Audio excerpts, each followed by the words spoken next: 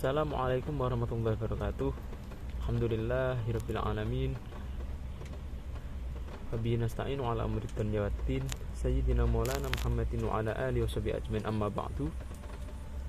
Yang saya hormati dan saya taklimkan Bapak dosen, Bapak Alam Tarlam MPDI, selaku pengampu mata kuliah fikih muamalah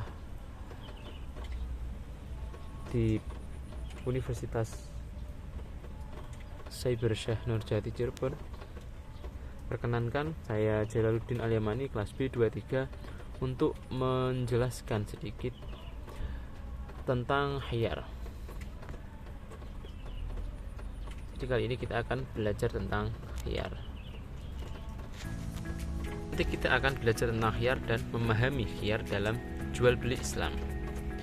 Jadi makalah ini nantinya, ini saya buat dari makalah membahas konsep khiyar dalam jual beli menurut syariat Islam.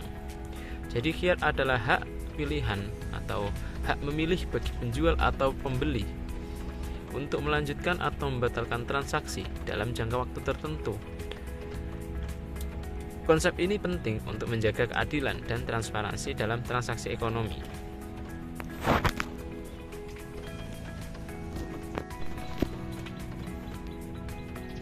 Pengertian dan hukum khiyar. Jadi apa sih khiyar itu? Jadi terus hukumnya gimana? Apakah khiyar perlu dalam jual beli? Nah, dibahas di sini. Jadi pengertian khiyar atau definisi khiyar adalah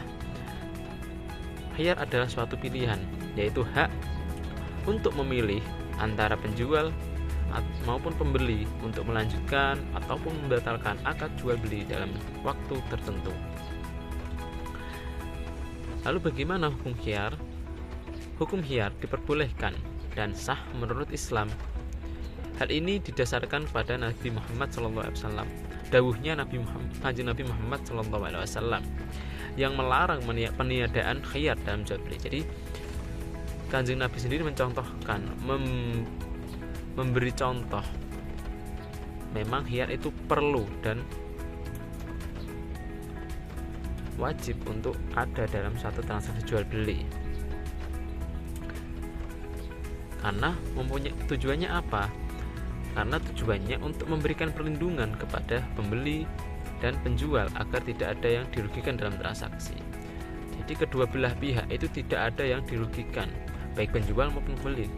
Keduanya sama-sama mendapatkan keuntungan dan mencapai kesepakatan dalam suatu transaksi jual beli.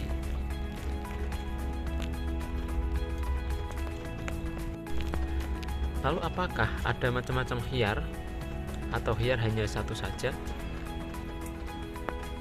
Ternyata macam-macam khiyar itu ada 4.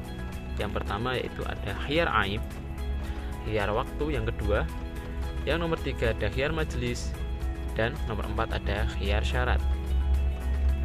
Yang pertama ada khiyar aib. Khiyar aib adalah hak untuk membatalkan transaksi jual beli jika barang yang dijual memiliki cacat atau kerusakan yang tidak diketahui sebelumnya. Jadi khiyar aib itu bisa terjadi apabila barang yang dijual itu ternyata mempunyai cacat produk atau kekurangan atau kerusakan. Jadi barangnya itu tidak berfungsi normal atau tidak sesuai. Barangnya memiliki kekurangan atas apa yang dijualnya. Lalu yang kedua ada khiyar waktu. Khiyar waktu yaitu hak untuk mempertimbangkan transaksi dalam batas waktu yang disepakati sebelum memutuskan. Jadi biasanya pembeli itu diberi waktu, penjual memberi waktu kepada pembeli batas waktu untuk berpikir. Contohnya, ini Bapak saya beri waktu 3 hari ya Pak untuk berpikir apakah mau melanjutkan jadi membeli barang ini atau tidak. Kalau selama 3 hari itu pembeli tidak memberi jawaban, maka otomatis khiyar waktu terjadi. Jadi selama 3 hari kalau tidak ada kabar, maka penjual berhak untuk menjualnya kepada orang lain. Yang ketiga adalah khiyar majelis.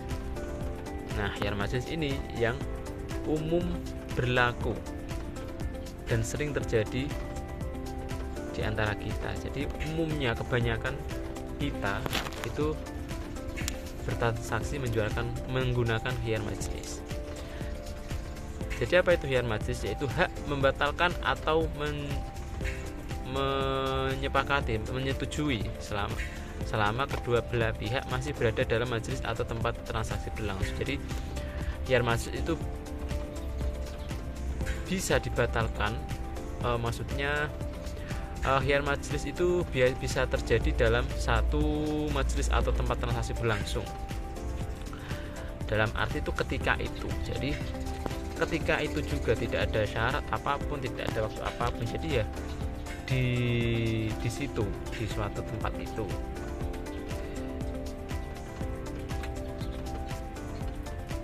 Jadi pihak pembeli itu bisa membatalkan transaksi selama masih dalam satu tempat. Yang keempat ada khiyar syarat. Khiyar syarat adalah hak membatalkan jika syarat tertentu dalam akad tidak terpenuhi. Misalnya, loh kok barangnya tidak sesuai Pak apa yang telah Bapak kirim tadi. Jadi, pihak pembeli bisa membatalkan apabila barangnya datang tidak sesuai atau tidak sesuai dengan syarat-syarat yang telah disepakati dari awal. Implementasi khiyar dalam praktik jual beli. Implementasi yang pertama yaitu ada kesepakatan awal atau penyepakatan awal.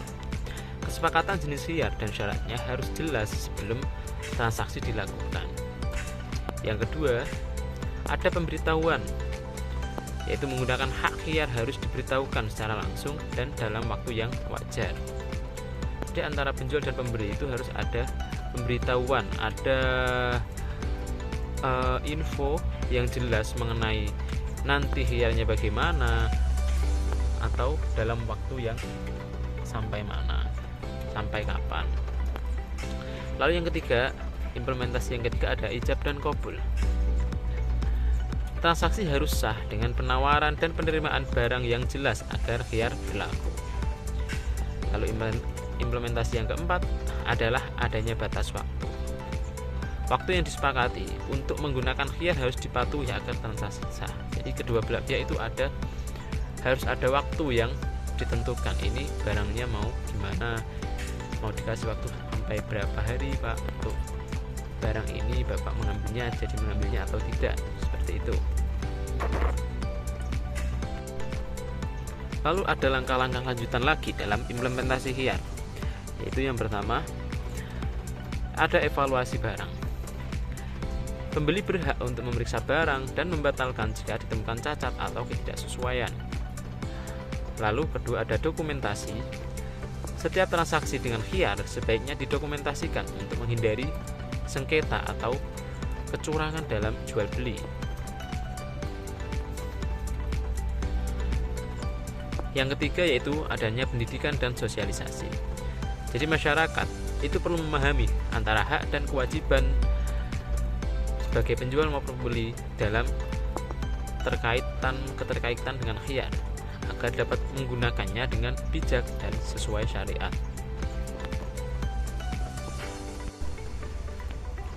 Hikmah penerapan khiyar dalam jual beli. Jadi hikmah dari adanya khiyar, dari penggunaan khiyar dalam jual beli atau transaksi itu ada 4. Yang pertama yaitu perlindungan hak, yaitu memberikan perlindungan bagi pembeli dan penjual agar transaksi yang terjadi adil dan jujur.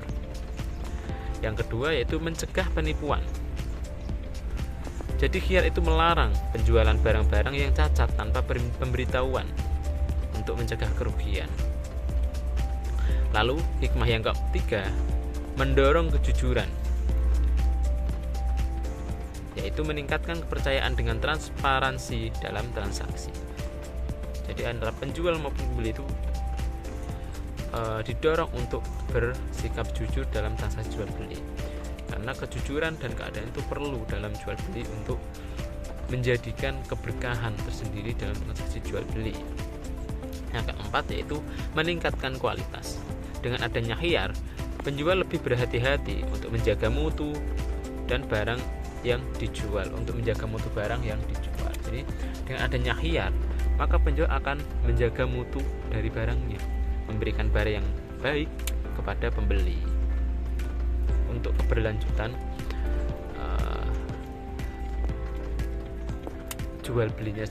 penjualnya sendiri untuk menjaga keberlangsungan usaha dari penjual itu sendiri. Kesimpulan dari khiyar. Jadi khiyar adalah konsep penting dalam hukum jual beli Islam yang memberikan hak pilihan untuk melanjutkan atau membatalkan transaksi. Penerapan khiyar adalah untuk menjaga keadilan dan transparansi antara penjual dan pembeli.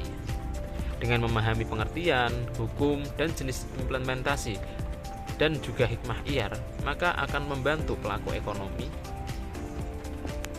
untuk melakukan transaksi yang sesuai dengan syariah dan menghindari sengketa. Referensi dari materi di atas itu berasal dari Al-Quranul Karim, dari hadis Sahih Bukhari dan Muslim, serta kitab Wahbah Al-Zuhaili, yaitu kitab fikih Al-Islami Mu'adilatuh. Lalu berdasarkan juga Ibnu Qudamah Al-Mughni, Imam Ibnu Qudamah Al-Mughni. Referensi ini menjadi dasar ilmiah dalam pembahasan khiyar dan hukum jual beli dalam Islam. Nah, itulah penjelasan sedikit tentang khiyar. Semoga bermanfaat dan kita bisa mengambil ilmunya untuk diterapkan pada transaksi khiyar. Siapa tahu kita atau kawan-kawan semua suatu saat menjadi penjual. Dengan adanya khiyar ini, semoga menjadi penjual yang baik dan jujur serta adil, sehingga akan mendapatkan keberkahan ke dalam kehidupan kita semua. Amin Allahumma amin. Sekian dari saya.